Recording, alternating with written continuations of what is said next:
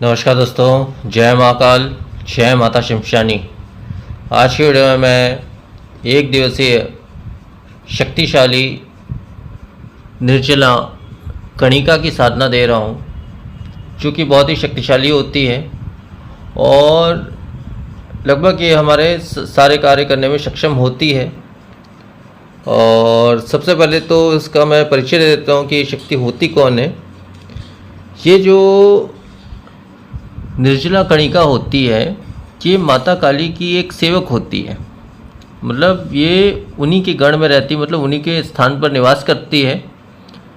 परंतु ये कणिकाओं में श्रेष्ठ है, मतलब माता के स्थान में जो अन्य कणिकाएं भी निवास करती हैं, ये बात भी स्पष्ट है। परंतु ये कणिका इसलिए श्रेष्ठ है क्योंकि इसमें ये बहुत लंबे समय तक माता के साथ रहते हुए बहुत सी माता की दुर्लभ शक्तियाँ प्राप्त कर चुकी हैं और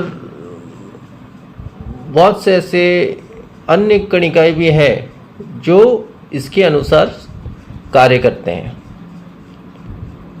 तो ऐसी कणिकाएं भी इनसे जो है वो जुड़ी हुई है।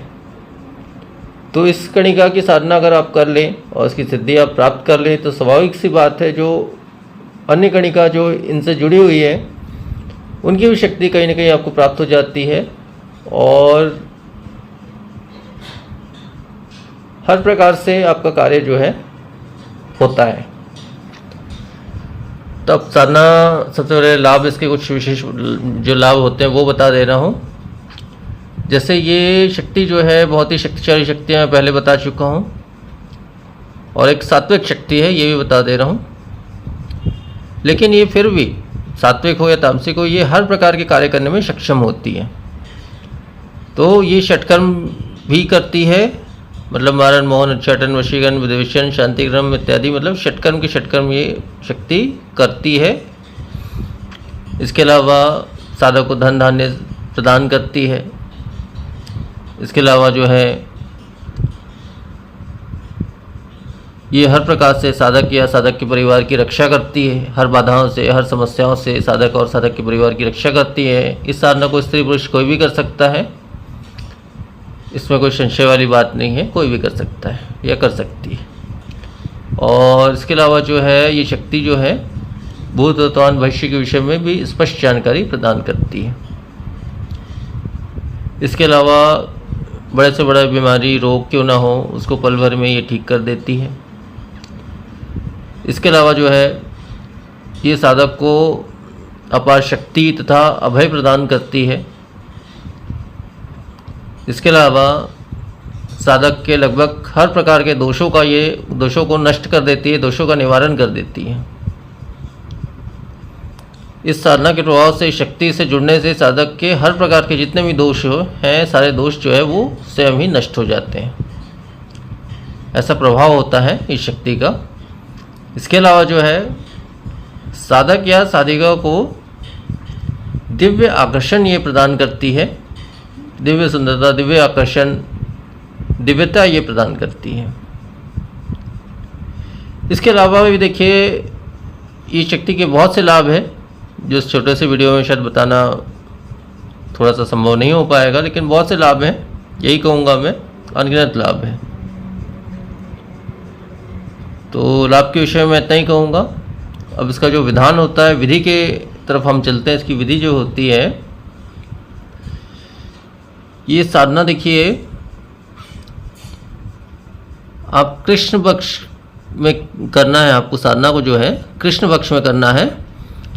कृष्ण पक्ष में जो है, वैसे तो कभी भी कर सकते, कृष्ण पक्ष के किसी भी दिन कर सकते हैं, लेकिन विशेष मुहूर्त अगर आप में से पूछते हैं कि कौन सा मुहूर्त सबसे अच्छा रहेगा, उस विषय में मैं यही कहूँगा कि कृष्ण पक्ष के पक्ष में जो एकादशी व्रत है वो मुहूर्त हो गया, वो सबसे अच्छा रहेगा। उसके अलावा जो है अमावस की जो रात होती है वो सबसे अच्छी रहेगी इस साधना के लिए। इसके अलावा भी ऐसा ज़रूरी नहीं है कि ये 2 दिन में ही आप साधना करें। इसके अलावा भी जो है आप कृष्ण पक्ष में किसी भी दिन साधना को कर सकते हैं। और अब इसमें दिशा आपकी दक्षिण होगी, ठीक है। दक्षिण दिशा में आप एक लकड़ी की चौकी बिछा लें और उसके ऊपर में काला वस्त्र बिछा लें और उसके ऊपर में जो है आपको एक तांबे का छोटा सा पात्र स्थापित करना है, शुद्ध पात्र धो के साफ करके। हाँ, इसमें देखिए साधना में शुद्धता का विशेष ध्यान रखना है, चाहे स्त्री करे या पुरुष, जो भी साधना को कर सकता है, परंतु शुद्धता का पूर्ण ध्यान रखना है, क्योंकि एक दैवी शक्ति है, मान लीजिए इसको भी आप देवी का रूप ही समझ लीजिए शक्ति को।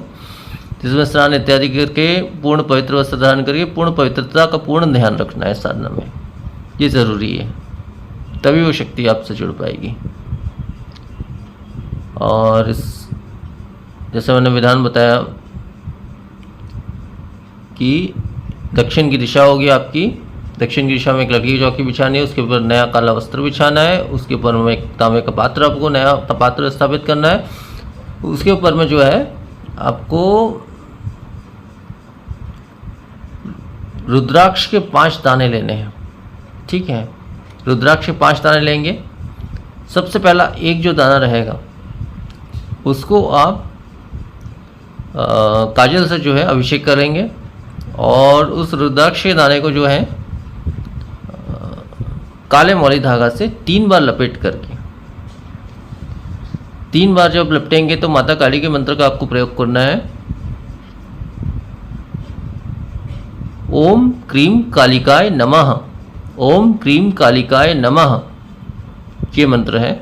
इसी मंत्र को पढ़ते हुए आपको 3 बार उस मौली काले धागे से आपको लपेटना है उस रुद्राक्ष को और उसको 3 बार गांठ बांधनी है और बांधने के पश्चात जो तांबे का पात्र आपने स्थापित किया उसके बीचों बीच रखना है। इसके पश्चात जो है 4 आपको रुद्राक्ष के और दाने चाहिए।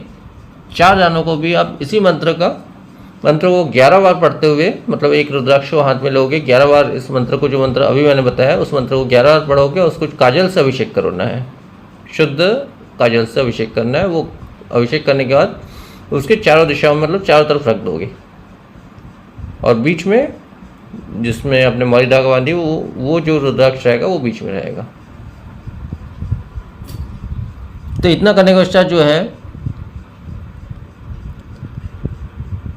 आपको पंचमुखी एक तेल का दीपक लगाना है, ठीक है।